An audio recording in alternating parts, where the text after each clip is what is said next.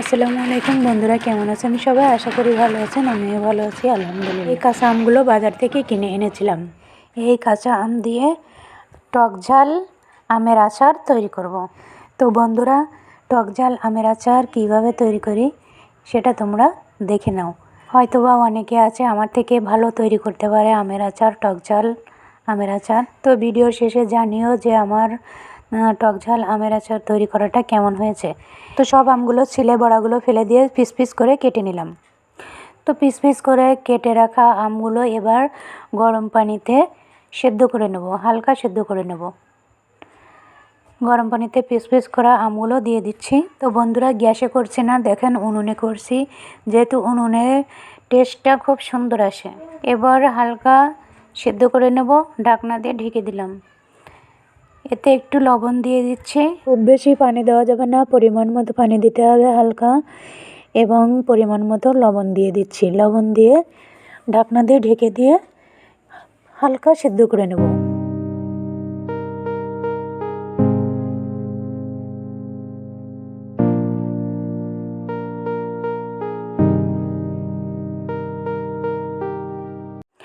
এবার অন্য একটা কড়াইতে চিনি নিয়ে নিচ্ছি। তোমরা পরিমাণ মতো চিনি নেবে, আম টক না মিষ্টি সেটা তোমরা বুঝবে, সেই অনুযায়ী চিনি নিয়ে নিবে। দেখো, চিনিতে খুব বেশি পানি দেবে না, হালকা একটু পানি দেবে। দেওয়ার পর কত সুন্দর একটা কালার আসছে। আমি চিনির ক্যারামেলটা তৈরি করে নিচ্ছি। দেখুন, একটা সুন্দর ঘ্রাণ আসছে, কত সুন্দর কালার দেখা যাচ্ছে। এইভাবে চিনির ক্যারামেলটা তৈরি করে নিয়ে নেব। খুব বেশি পোড়া করবে না, তাহলে পুড়ে যাবে, পুড়ে কালারটা নষ্ট হয়ে যাবে। এবার এর ভিতরে আমি শুকনো মরিচ, ভাজি করে রাখা শুকনো মরিচ দিয়ে দিচ্ছি। শুকনো মরিচ এর আগে ভাজি করে রেখেছিলাম, ক্যারামেলের ভিতরে শুকনো মরিচ দিয়ে দিচ্ছি।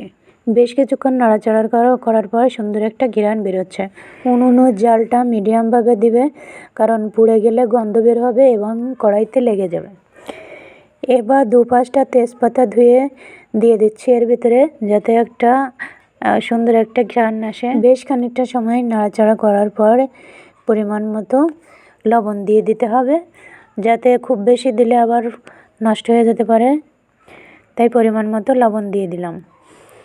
এবার ভালো করে পেস্ট করে নিলাম, নাড়াচাড়া করে সব কিছু মিক্সার করে নিলাম।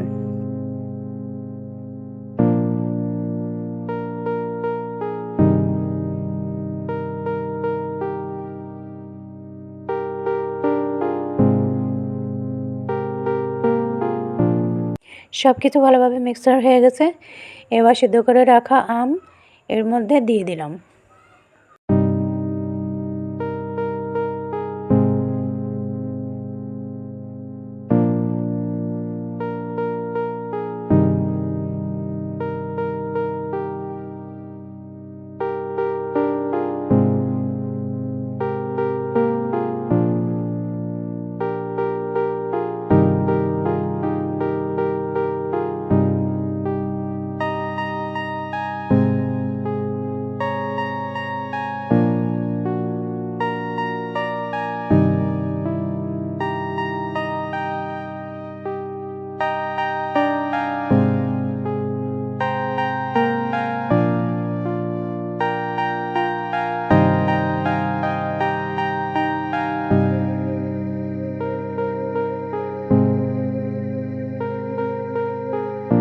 যেহেতু টক ঝাল আমের আচার তৈরি করছি, তাই একটু লঙ্কার গুঁড়ো দিয়ে দিচ্ছি।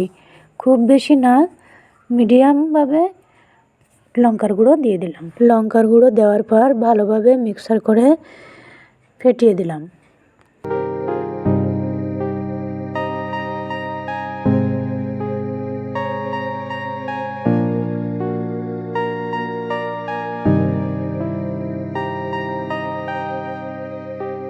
এদিকে আমার মামনি বাটনায় জিরে গুঁড়ো করে দিচ্ছে এবং পাঁচফোড়ন গুঁড়ো করে দিচ্ছে।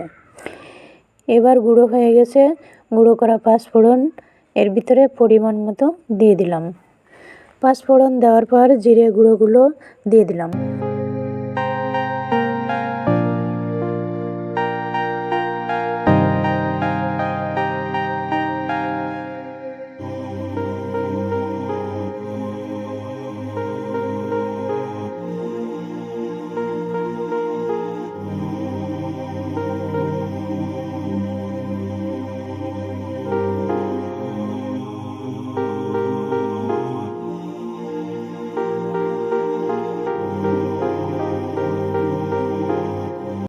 এইভাবে খুন্তা দিয়ে সব কিছু মিক্সড করে দিলাম।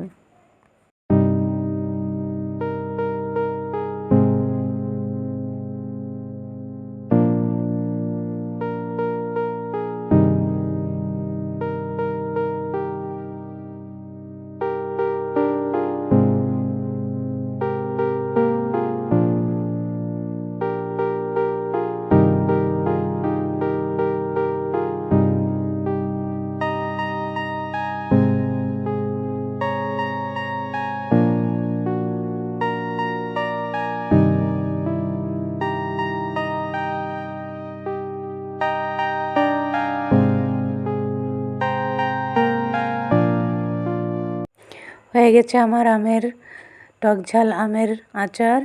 দেখুন কত সুন্দর একটা পারফেক্ট কালার এসেছে এবং নিচে নামিয়ে নিলাম এবং একটা পাত্রে উঠিয়ে রাখছি।